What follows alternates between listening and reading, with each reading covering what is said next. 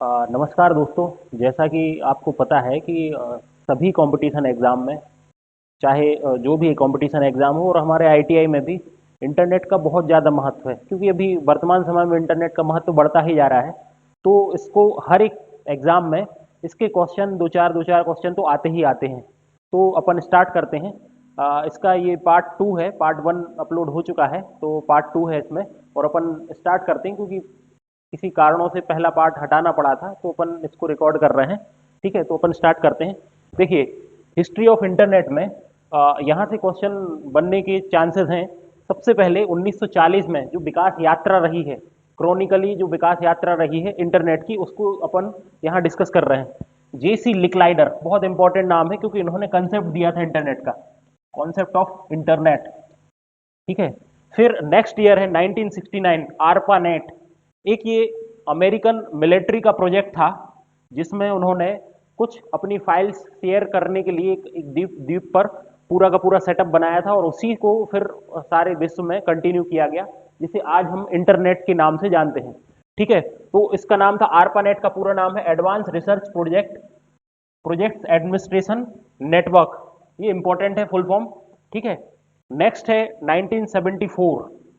1974 में क्या हुआ? टीसीपीआईपी। टीसीपीआईपी क्या होता है? Transmission control protocol, internet protocol, ये आया था। TCP IP, transmission control protocol, internet protocol, ये आज का आधार है इंटरनेट का। यही प्रोटोकॉल है जिसपे अभी इंटरनेट चलता है। तो ये बिंड सर्फ और बॉब कान, इन दोनों ने इसको डिस्कवर किया था। तो विंड सर्फ, कौन? विंड सर्फ, इनको फादर ऑफ इंटरनेट कहा जाता है। कहीं कहीं बुकों में बॉब कान का भी नाम दिया रहता है, लेकिन मेन विंड सर्फ के लिए ही फादर ऑफ इंटरनेट कहा जाता है, क्योंकि विंड सर्फ ने क्या किया था? टीसीपीआईपी बनाया था। ठीक है, टीसीपीआईपी एक transmission control protocol, internet protocol, इसको बनाया था। ठीक है। और इसके बाद अपन आते हैं इंडिया। इंडिया में इंटरनेट की शुरुआत ERNET, educational research network, internet in India. India में इंटरनेट का प्रवेश हुआ था यहाँ से 1986। फिर अगला ईयर है 1989, डब्ल्यू वर्ल्ड वाइड वेब, जिसपे आज पूरा इंटरनेट चलता है। ठीक है, वो खोजा था टिम वार्नर ली ने। ये क्वेश्चन कई बार कई कंपटीशन एग्जाम में आ चुका है। नेक्स्ट है 1990, एचटीएमएल। इसको भी टिम वार्नर ली ने खोजा। एचटीएमएल क्या है? Hyper text markup language. ये पहला पिछले साल की पटवारी 2017 में क्वेश्चन आ चुका है। एचटीएमएल क्या है? ठीक है, एचटीएमएल क्या है? हाइपर टेक्स्ट मार्कअप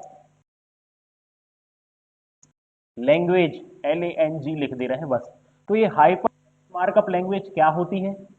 ये एक लैंग्वेज है जिसके द्वारा स्टैटिक वेब पेज डिजाइन किए जाते हैं। मतलब वेब पेज डिजाइन करना है यदि किसी को, स्टैटिक वेब पेज, हालांकि वेब पे स्टैटिक, डायनामिक और बहुत सारी चीजें होती हैं।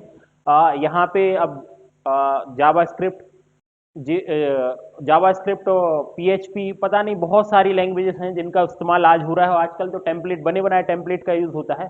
इतने पुराने जमाने वाली चीजें यूज नहीं करता, लेकिन ये आधार है वेब पेज डिजाइन करने का, HTML, इसलिए पूछा जाता है।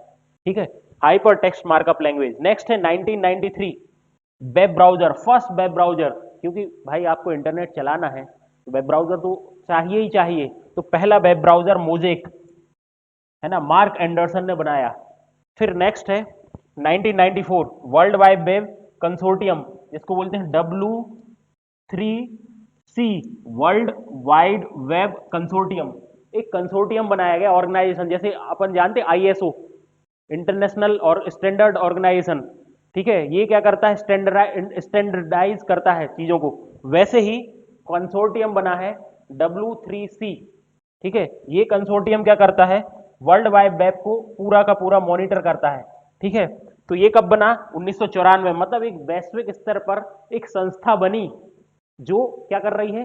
पूरा का पूरा वर्ल्ड वाइड वेब को मॉनिटर करेगी, स्टैंडर्डाइज करेगी और बाकी सारी चीजें देखेगी। ठीक है, तो ये इंपॉर्टेंट था। और 1995, ये 15 अगस्त की बात है, 15 अगस्त 1995 को VSNL, बी नहीं है ये, वी है। ठीक है, तो VSNL मतलब भारत संचार निगम लिमिटेड ना होके विदेश संचार निगम लिमिटेड है। वी मतलब है विदेश, ठीक है, विदेश संचार, VSNL। ये क्या किया, कमर्शियल इंटरनेट, पब्लिक इंटरनेट लेके आई इंडिया में, ठीक है, पब्लिक इंटरनेट लेके आई। तो इस तरह से ये वो महत्वपूर्ण चीजें थी या महत्वपूर्ण आविष्कार थे या जिनको बोले महत्वपूर्ण ईयर थे जो इंटरनेट की दुनिया के लिए बहुत इंपॉर्टेंट है और भारत के लिए खासकर और हमारे कंपटीशन एग्जाम के लिए सबसे ज्यादा इंपॉर्टेंट है, ठीक है। अब अब देखिए, यहाँ पे ऑर्गेनाइजेशंस दिए हैं, NIC, नेशनल इंफॉर्मेटिक्स सेंटर। इसको हमने इतने बड़े पेज पे इसलिए रखा है क्योंकि ये आपको बार बार देखने से याद हो जाएंगे और इसीलिए इसको बार बार रिपीट किया जा रहा है। NIC का फुल फॉर्म क्या है, नेशनल इंफॉर्मेटिक्स सेंटर, ठीक है। 1976 में बना। अभी डायरेक्टर जनरल ऑफ NIC कौन है, नीता वर्मा, ठीक है। और ये क्या है, हर एक जिले में पूरे भारत में NIC का गठन किया गया है और इसी के माध्यम से पूरा का पूरा इंटरनेट की गतिविधियों को मॉनिटर किया जाता है, ठीक है। जैसे हमारे यहाँ इलेक्शन कराए जाते हैं इंडिया में, इलेक्शन कमीशन ऑफ इंडिया, तो इलेक्शन के लिए ऑनलाइन जो भी काम होता है पूरा का पूरा NIC के हाथ में है और ऐसे कई प्रकार के कई सारे काम इनके हाथ में है, ठीक है। नेक्स्ट है मध्य प्रदेश स्वान। ये जो स्वान है स्टेट वाइड एरिया नेटवर्क, ठीक है, स्टेट वाइड एरिया नेटवर्क, ठीक है। वाइड एरिया नेटवर्क, WAN का मतलब क्या हुआ, वाइड एरिया नेटवर्क, इसके आगे जुड़ा है स्टेट वाइड एरिया, ठीक है। तो ये मध्य प्रदेश स्वान है, ठीक है, ये भी बहुत इंपॉर्टेंट चीज है। ये क्या करता है, हर एक जिले में सरकारी ऑर्गेनाइजेशन जितने भी हैं यदि वहाँ पे इंटरनेट की पहुँच नहीं है तो उस क्षेत्र में इंटरनेट प्रोवाइड कराता है। इसके लिए टावर एस्टेब्लिश करता है। ये अपना मतलब ऐसे रूरल एरिया जहाँ पे कोई प्राइवेट कंपनी इंटरनेट के लिए संसाधन देना नहीं चाह रही या वहाँ पे इंटरनेट की पहुँच सुनिश्चित नहीं कर पा रही, बहुत खर्चा है, तो वहाँ पे क्या करता है, ये गवर्नमेंट ऑर्गेनाइजेशन है ना, PPP पे है, चलता है, तो ये आपको इंटरनेट प्रोवाइड कराता है। फिर है Madhya Pradesh agency for promotion and information technology, MAPIT, ये भी बहुत इंपॉर्टेंट संस्था है, ठीक है। अब अपन आगे आते हैं।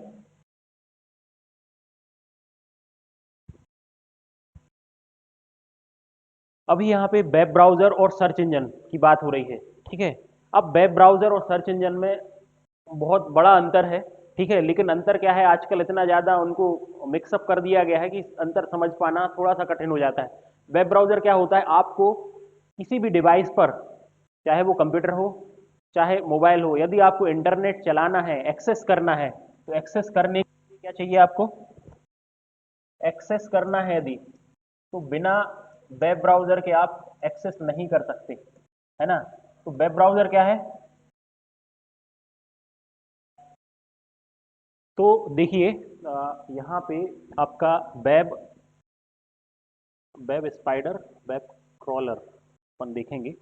और ये देखिए, देखिए क्या है, जो वेब ब्राउज़र है, ठीक है, वेब ब्राउज़र को मैं मतलब एक एक्सेसिंग वेबसाइट्स को एक्सेस करने के लिए आधार प्रदान करता है, मतलब एक प्रकार की खिड़की है जिसके माध्यम से आप इंटरनेट में एंट्री करते हैं, ठीक है। यदि आपको इंटरनेट चलाना है तो वेब ब्राउज़र चाहिए।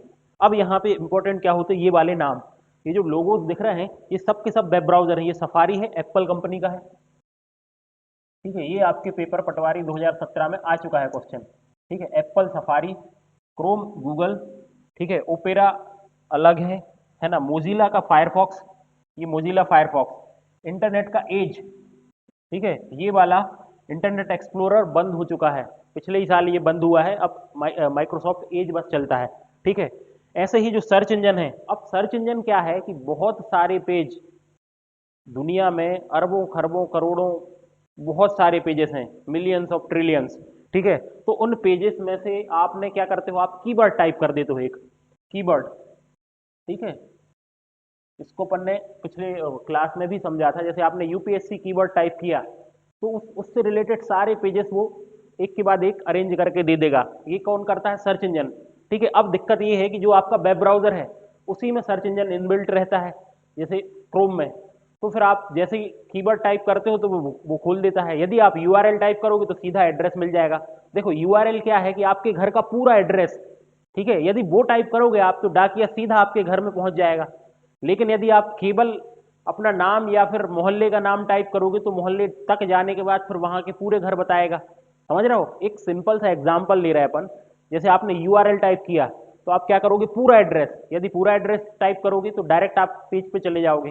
ठीक है, लेकिन यदि आप केवल कीवर्ड टाइप कर रहे हो, कीवर्ड से भी सर्च हो जाएगा। सर्च इंजन के पीछे एल्गोरिथम चलती हैं, वो क्या करेगा कि वो सर्च करके दे देगा कि भैया इस कीवर्ड से रिलेटेड चीजें ये हैं, अलग अलग, एक दो तीन चार कई हजारों। ठीक है, इनमें से कौन सी आपके काम की है, तो फिर आप उस पर क्लिक करोगे तो अल्टीमेटली ऊपर खुलेगा यूआरएल ही। ठीक है, तो इसके लिए काम क्या करता है, वेब क्रॉलर होते हैं। ये वेब क्रॉलर या वेब स्पाइडर, इस पे क्वेश्चन एमपीपीएससी पूछ चुका है 2019 के पेपर, 2020 के प्री पेपर में पूछा जा चुका है कि वेब क्रॉलर या वेब स्पाइडर क्या है। ठीक है, तो उसके लिए अपन ने क्या किया है, ठीक है, अपन ये देखिए यहाँ पे ये देखिए वेब क्रॉलर। ठीक है, ये देखिए वेब क्रॉलर, ये देखिए जैसे मकड़ी करती ना क्रॉलिंग, तो web crawler crawling web pages, ये क्या करता है कि आप जैसे यूजर है ना, यूजर कुछ एल्गोरिथम्स चलती रहती पीछे, इसको सर्च इंजन ऑप्टिमाइजेशन भी बोलते हैं। ये आपके काम का नहीं है, आउट ऑफ सिलेबस हो रहा है, लेकिन फिर भी ये शब्द आ गया तो बता रहे हैं कि सर्च इंजन ऑप्टिमाइजेशन कौन सी वेबसाइट सबसे ऊपर आएगी, कौन सी नीचे आएगी, इसके लिए ये डिसाइड करते हैं क्रॉलर्स। ठीक है, फिर देखिए क्या होता है वेब पेजेस में। जैसे ये है आपका होम पेज, ठीक है, इसके बाद कैटेगरी पेज, उसके बाद सब कैटेगरी, ऐसे हजारों पेजेस लगे रहते हैं एक वेबसाइट में। एक वेबसाइट में कई सारे पेजेस होते हैं, वेब पेजेस, जो हाइपर लिंक के माध्यम से एक दूसरे से जुड़े रहते हैं। ठीक है, अब अपन आते हैं अपने टॉपिक पे। ठीक है, यहाँ पे आपको सर्च इंजन और वेब ब्राउजर समझ में आया होगा। अब सर्च इंजन कौन कौन से हैं, ये इंडेक्स रसियन है ये, ठीक है, वाइडूस चीन का है। ठीक है, ये पीएससी पूछ चुका है। ठीक है, यहाँ पे नीचे डक डक गो बना हुआ है। ठीक है, यदि इसको अपन मिनिमाइज करके देखेंगे तो ये देखिए ये बना है जो डक डक गो है। ठीक है, डक डक गो बना हुआ है नीचे, याहू है, आस्क है, बिंग है जो माइक्रोसॉफ्ट का बिंग है ना। इतने थे। अब देखिए यहाँ पे हमने लिस्ट डाल दी है, ये सर्च इंजन है, ये वेब ब्राउजर है, Apple Safari, Mozilla Firefox, Opera, Microsoft Edge, UC browser, Duck Duck Go, Vivaldi, Brave, ये सब वेब ब्राउजर हैं। यहाँ पे सर्च इंजन है, क्योंकि सबसे ज्यादा कंफ्यूजन इन्हीं में होता है आपको, इसीलिए अब आपको क्या सबको होता है, इसलिए इसको अपन ने अलग से लिखा है। गूगल गूगल है ये सर्च इंजन, बिंग है, ये केवल लोगो बने हैं यहाँ पे।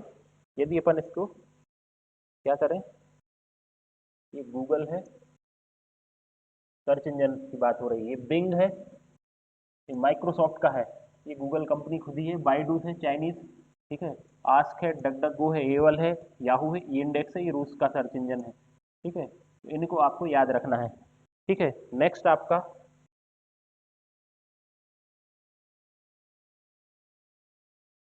देखिए संचार प्रणाली के अवयव। अब देखो आपको एक सिस्टम से दूसरे सिस्टम तक या हजारों सिस्टम से दूसरे लाखों सिस्टम तक डाटा भेजना है, यही तो कम्युनिकेशन है। तो अब उस कम्युनिकेशन में क्या क्या चीजें होती हैं, कम्युनिकेशन चैनल, ट्रांसमीटर और रिसीवर, मतलब एक पाने वाला, एक प्राप्त करने वाला, मतलब एक भेजने वाला, एक प्राप्त करने वाला, और बीच में होगा चैनल।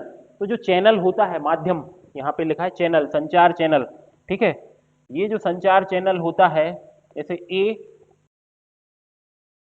बी को भेजना चाह रहा है डाटा, तो ये बीच का पूरा कहलाएगा चैनल।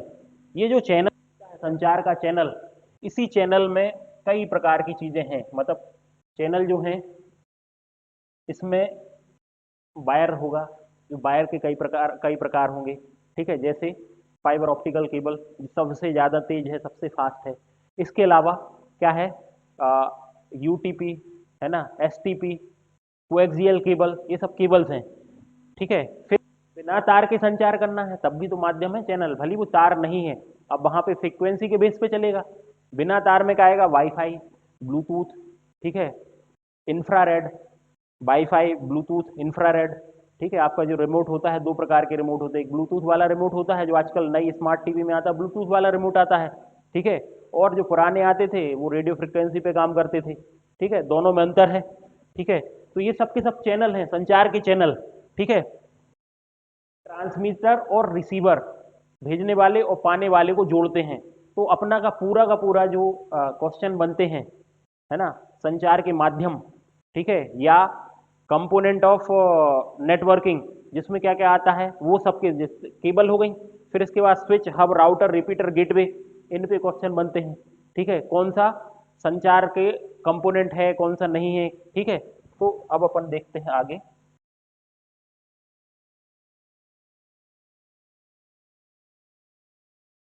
ठीक है, अब देखिए मोड ऑफ ट्रांसमिशन, मतलब डाटा एक जगह से दूसरी जगह तक जाना है, उसके मोड क्या क्या होते हैं। ठीक है, तो इसमें क्या क्या है, तीन मोड है, सिंप्लेक्स, हाफ ड्यूप्लेक्स और फुल ड्यूप्लेक्स। ठीक है, तीन मोड है, सिंप्लेक्स, हाफ ड्यूप्लेक्स और फुल ड्यूप्लेक्स।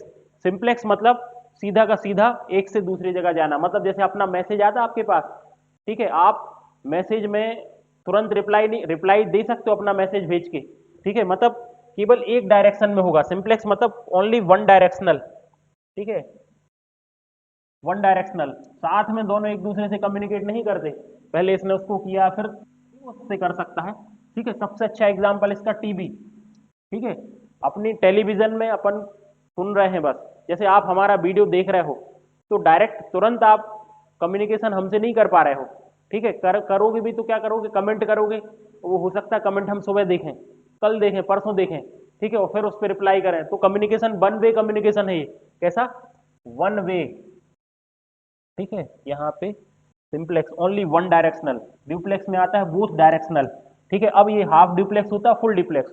हाफ ड्यूप्लेक्स में आता है वॉकी टॉकी, जो आ, पुलिस वाले जो मोबाइल फोन फोन लिए रहते हैं, मोबाइल नहीं, एक वॉकी टॉकी इसी तरह का डिवाइस होता है उनका। ठीक है, तो उस डिवाइस का क्या मतलब होता है कि जब तक एक एक डायरेक्शनल होता है डाटा, फिर यदि जब तक वो ओवर नहीं बोलते तब तक एक ही डायरेक्शन में जाएगा डाटा, फिर भली दूसरा बोलेगा तो फिर सबके यहाँ पे वो ब्रॉडकास्ट होता है मैसेज। ठीक है, ब्रॉडकास्ट का मतलब क्या है, एक साथ सबको पहुंचता है। ठीक है, अभी उस पर भी चर्चा होगी, अगला टॉपिक वही रहेगा, यूनिकास्ट, मल्टीकास्ट, ब्रॉडकास्ट। ठीक है, ये सब क्या चल रहा है, यदि संचार हो रहा है, जैसे ये संचार चल रहा है, हम आपसे वार्तालाप कर रहे हैं यूट्यूब के माध्यम से। ठीक है, तो ऐसे ही संचार में एक तो चैनल, अब चैनल में नेटवर्किंग की डिवाइसेस, क्योंकि पूरा का पूरा इंटरनेट को कनेक्ट करना है, तो कौन कौन से कंपोनेंट लगेंगे, वायर्स, अलग अलग चैनल, चैनल के लिए वायर चाहिए, मतलब संचार करना है, ये तो सीधा हमारी आवाज आप तक पहुंच रही है यूट्यूब के माध्यम से, तो इसमें भी क्या क्या लग रहा है, आपको यूट्यूब प्रोवाइड कर रहा है, अब यूट्यूब के लिए इंटरनेट लगा, इंटरनेट के लिए क्या क्या लगा है, स्विच लगा होगा, हब लगा होगा, कई प्रकार के वायर लगे हैं, वाईफाई भी है ना, ये सब कम्युनिकेशन में आ रहा है, तो वही सब अपन पढ़ रहे हैं। ठीक है, फिर होता है फुल ड्यूप्लेक्स, फुल ड्यूप्लेक्स में ये डायरेक्ट जो अपन फोन पे बात करते हैं, ठीक है, वो आ जाता है फुल ड्यूप्लेक्स में, मतलब दोनों लोग हो रहा बाई डायरेक्शनल, बोथ डायरेक्शनल, और सेम टाइम पे साइमल्टेनियसली एक दूसरे से बात कर सकते हैं। ठीक है,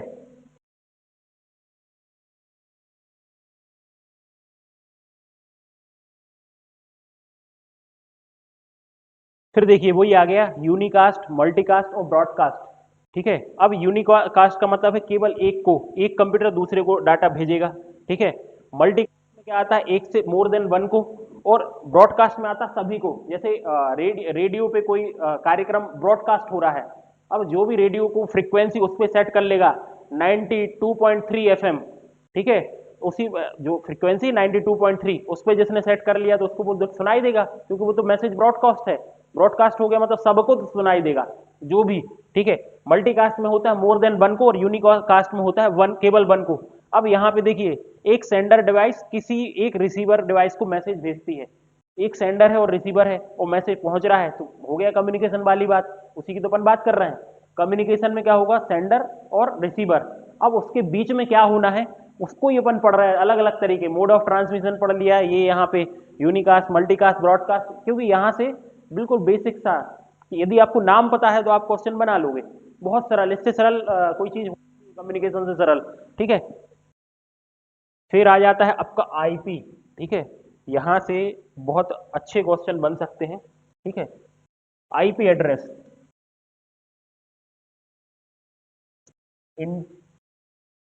इंटरनेट प्रोटोकॉल, ठीक है, प्रोटोकॉल। अब यहाँ पे IPv4 और नया वर्जन है IPv6, ठीक है। ये 4 बाइट, 4 बाइट बराबर 4 × 8 बराबर 32 बिट का होता है। दोनों क्वेश्चन बन जाते हैं, 4 बाइट या फिर 32 बिट। यहाँ पे 32 बिट लिखा नहीं है, 32 बिट, कई बार क्वेश्चन आ चुका है ये, ठीक है। और ये होता है 128 बिट, ये बिट में ही लिखा है, ठीक है। ये इस तरह एड्रेस होता है, इस तरह का मतलब हेक्साडेसिमल। कैसा? Hexa decimal. अब ये हेक्साडेसिमल क्या होता है, यदि अपन को जरूरत पड़ी तो अपन नंबर सिस्टम भी लास्ट में पढ़ लेंगे। अपना जब पूरा थ्योरी सेक्शन कंप्लीट हो जाएगा तो अपन इसको कोशिश करेंगे, पढ़ लेंगे, ठीक है। ये यहाँ पे गलत लिख गया है, ठीक है। ये इसका मतलब है 2 to the power 128 इतने एड्रेस बन सकते हैं, और यहाँ पे क्या बन सकता है, 2 की घात 32 इतने एड्रेस बन सकते हैं। तो जो टोटल रेंज है 4.3 बिलियन, ठीक है, ये वाली टोटल रेंज भर चुकी है। या इतने डिवाइस हो गए, अपन मोबाइल इंडिया में ही देख लो, ठीक है, केवल एशियन कंट्री का बोल दिया जाए तो इससे ज़्यादा एड्रेस अलॉट हो चुके हैं। अब अपन को, अभी तो ये हमने बता दिया कि IPv4 होता है, ठीक है। इसमें 3 चीज़ें इंपॉर्टेंट थी। IP का मतलब इंटरनेट प्रोटोकॉल होता क्या है ये, आप पूछोगे क्या होता है, तो ये इंटरनेट प्रोटोकॉल, इसी के माध्यम से इंटरनेट चल रहा है। ये एक प्रकार का लॉजिकल एड्रेस है। अब ये लॉजिकल एड्रेस क्या होता है, लॉजिकल एड्रेस मतलब जो बदलता रहता है। बदलता कैसे रहता है, बदलता ऐसे रहता है कि इसको जब अपन एक वाईफाई से कनेक्ट हैं तो दूसरा हो जाएगा IP एड्रेस, या कहीं और दूसरी चीज से कनेक्ट है तो उसी कंप्यूटर का IP एड्रेस बदलता रहेगा। इसलिए क्या है, लॉजिकल एड्रेस है, ठीक है, लॉजिकल एड्रेस है, ठीक है। और बदलता रहता है इसलिए लॉजिकल है। 32 बिट का है, 4 बाइट का है, ठीक है। और लिखा इस तरह से जाता है, ठीक है, 123.45.67.89, ठीक है। इसको यदि अपन साफ करें, ठीक है, तो ये 192.168.12.12 ये है पूरा का पूरा IP एड्रेस। इस तरह से IP एड्रेस होते हैं। अब इसमें IP एड्रेस में A B C D classes होती हैं IP एड्रेस की, ठीक है। अब क्लासेस में रेंज होती हैं, अलग अलग रेंज होती हैं, तो उतना डिटेल में अपन अभी नहीं पढ़ रहे हैं, ठीक है, इसको स्किप कर रहे हैं। ये चीज़ बाद में पढ़ा देंगे यदि आपको ज़रूरत लगेगी, ठीक है। अपन को अभी केवल IP एड्रेस समझना है, इसको अपन और कोशिश करेंगे समझने की। और देखिए ये जो IPv6 है वो इस तरह का होता है, हेक्साडेसिमल है। तो हेक्साडेसिमल में क्या होता है, अंक प्लस कुछ न्यूमेरिकल, न्यूमेरिकल के साथ अल्फाबेट्स भी रहते हैं, ABCD, A से लेके F तक। हेक्साडेसिमल मतलब 0 से 9 और A से F तक, ठीक है। और डेसिमल में क्या होता है, 0 से 9 तक, ठीक है।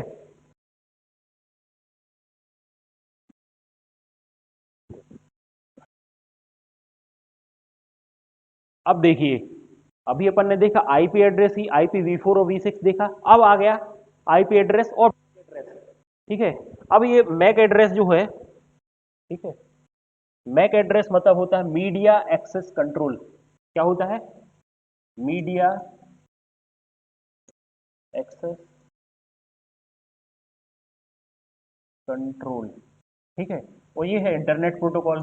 अब इंटरनेट प्रोटोकॉल 32 बिट का होता है, तो ये 48 बिट का होता है। बिल्कुल रट लेना है, ये क्वेश्चन आ चुका है 2017 में कि मैक एड्रेस कितने बिट का होता है। अब ये होता क्या है, ठीक है, जो देखो मैन्युफैक्चरर होते हैं, जिसने मोबाइल मोबाइल या कंप्यूटर बनाया या कोई भी डिवाइस जो इंटरनेट से कनेक्ट हो सकता है, और जिसमें एक NIC कार्ड होता है जिसके माध्यम से इंटरनेट चलता है, ठीक है। तो हर एक वो डिवाइस जो इंटरनेट से कनेक्ट हो सकता है या नेटवर्किंग कर सकता है, उसका एक मैक एड्रेस होता है। मैक एड्रेस कौन, जो कंपनी बनाती है उस डिवाइस को, वो उसको मैक एड्रेस दे देती है, ठीक है। और ये जो मैक एड्रेस है ये एकदम फिक्स होता है, जब तक वो डिवाइस खराब ना हो जाए, डेड ना हो जाए, तब तक वो मैक एड्रेस वही रहेगा, ये परिवर्तनशील नहीं होता। जबकि IP एड्रेस क्या है, बदलता रहता है, ठीक है। तो IP एड्रेस 32 बिट का है और मैक एड्रेस 48 बिट का है, ये मेन आपको याद रखना है। इसके अलावा लिखा है इसमें OSI। अब OSI मॉडल होता है ओपन सिस्टम इंटरकनेक्शन, ठीक है। तो IP एड्रेस किसमें, लेयर 3 पे काम करता है, ठीक है। और ये लेयर 2 पे, लेयर 2 मतलब डेटा लिंक लेयर पे, DDL बोलते हैं इसको। डेटा लिंक लेयर पे काम कौन करता है, मैक एड्रेस। और ये लेयर 3 पे काम करता है, ठीक है, ट्रांसपोर्ट लेयर होती है। अब ये लॉजिकल एड्रेस है और ये फिजिकल है। फिजिकल मतलब भौतिक, भौतिक मतलब जो है, जो लिखा है, और लॉजिकल मतलब जो बदलता रहता है। ठीक है, यही अंतर है।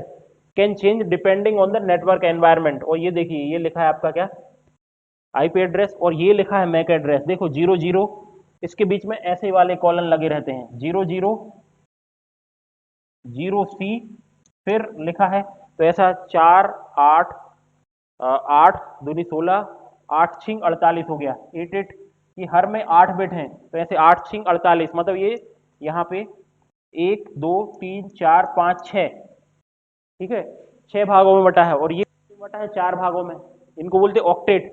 इसमें 4 ऑक्टेट होते हैं, इसमें 6 ऑक्टेट होते हैं। ऑक्टेट मतलब 8 बिट से मिलके बना, जो ऑक्टेट, ऑक्टेट मतलब 8 बिट से मिलके बना।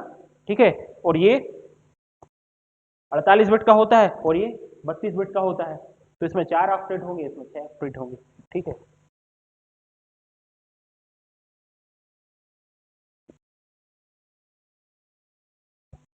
अब देखिए यहाँ पे आपका आईपी एड्रेस और मैक एड्रेस आपके मोबाइल में आप देख सकते हो।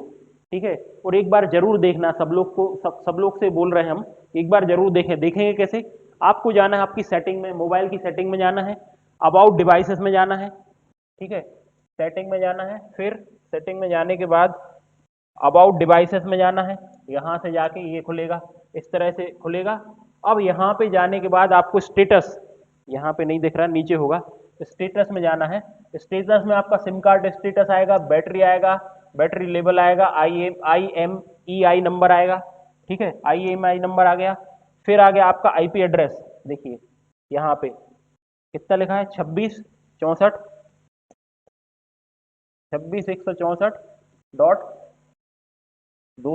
और .74।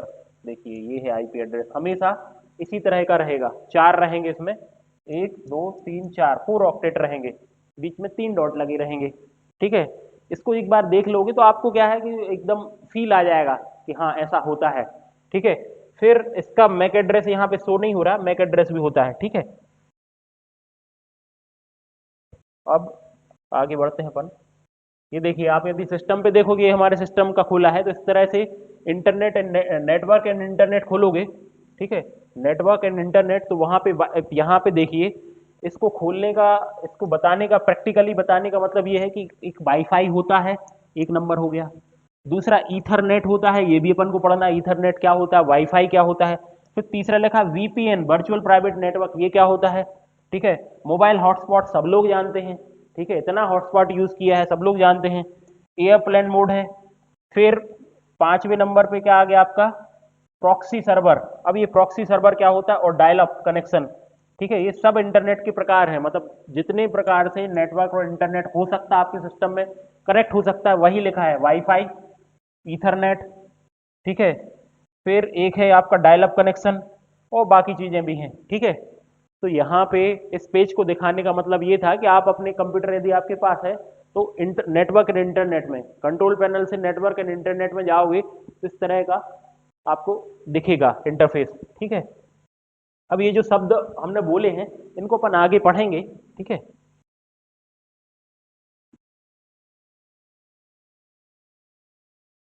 अब देखिए, अभी जो अपना चैनल चल रहा था, अब ये क्या आ गया,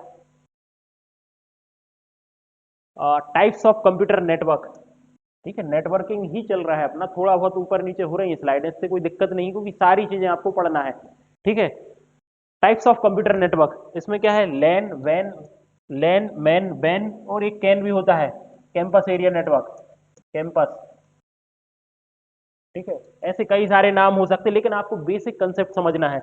लोकल एरिया नेटवर्क, लोकल 10-50 कंप्यूटरों को जोड़ दिया जाए।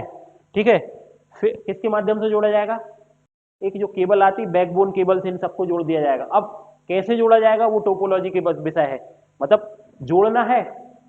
ठीक है, तो एक केबल के माध्यम से जोड़ा जाएगा या वाईफाई के माध्यम से जोड़ा जाएगा। कैसे जोड़ना है या उनका क्या स्ट्रक्चर रहेगा, वो कहलाता है टोपोलॉजी। रिंग टोपोलॉजी हो सकती है, बस टोपोलॉजी हो सकती है, मैश टोपोलॉजी हो सकती है, स्टार टोपोलॉजी हो सकती है। सबसे ज्यादा यूज होती है स्टार टोपोलॉजी, एक सेंटर हब लगाते हैं, उससे सारे कंप्यूटरों को जोड़ देते हैं। ठीक है, अब अगली चीज है main, metropolitan area network. Metro मतलब थोड़ा सा और बड़ा लेवल हो गया। फिर वैन, वाइड एरिया नेटवर्क, बहुत बड़ा, हजारों किलोमीटर की रेंज। तो इसमें क्या आता है, पूरा इंटरनेट आ जाता है।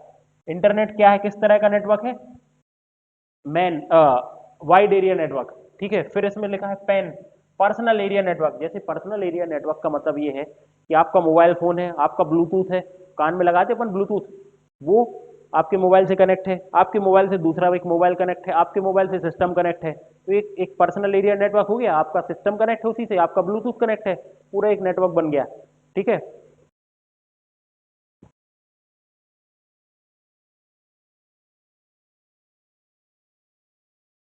अब देखिए यहाँ पे रेंज लिखी है, रेंज का है कि लैन 0 से 1 किलोमीटर तक होता है, मैन होता है 100 किलोमीटर तक, ठीक है। वैन होता है मोर देन 100 किलोमीटर, पेन में होता है 0 से 10 मीटर तक, बहुत छोटा, और कैन 1 किलोमीटर तक हो सकता है। ये रेंजेस लिखी हैं, ठीक है। डिफरेंट बुक्स में डिफरेंट मिल सकती हैं, लेकिन ये मान सकते हैं अपन को कि ये होता है, ठीक है। इससे आपका क्वेश्चन का आंसर इसके आसपास लगाना है।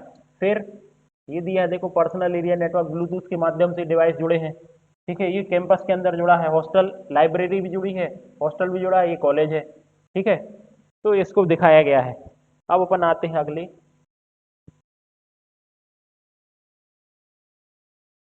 ईथरनेट। अभी आपको वर्ड दिखा था ईथरनेट, ठीक है, उस एक स्लाइड में अपन ने वर्ड देखा था ईथरनेट, ठीक है। अब ईथरनेट क्या होता है, ये एक प्रोटोकॉल है, प्रोटोकॉल मतलब सेट ऑफ रूल्स, प्रोटोकॉल मतलब नियमों का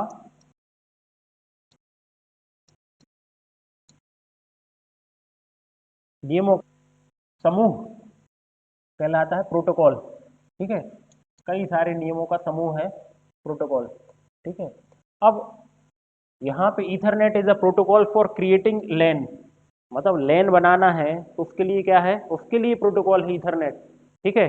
आपके हर कंप्यूटर में ईथरनेट होता है, जो आपका एनआईसी कार्ड में RJ45 कनेक्ट करते हो, RJ45, RJ45 अपन ने पिछली क्लास में दिखाया भी था। RJ45 आप काय में कनेक्ट करते हो, लैन कार्ड में, एनआईसी कार्ड में, एनआईसी कार्ड में कनेक्ट करते हो, तो उससे बनता है ईथरनेट। ईथरनेट क्या है, एक प्रोटोकॉल है जो जिस पे लैन काम करता है, बस इतना समझना है, ठीक है। अब इसमें Ethernet was developed by Robert Metcalfe काफ, ये याद करने की जरूरत नहीं है। IEEE 802.3 protocol. अब देखो IEEE स्टैंडर्ड होते हैं, ब्लूटूथ का अलग होगा, ईथरनेट का अलग होगा, ठीक है, वाईफाई का अलग होगा, सबका ये IEEE स्टैंडर्ड होता है। तो वो इसका ईथरनेट का क्या है, 802.3, ठीक है।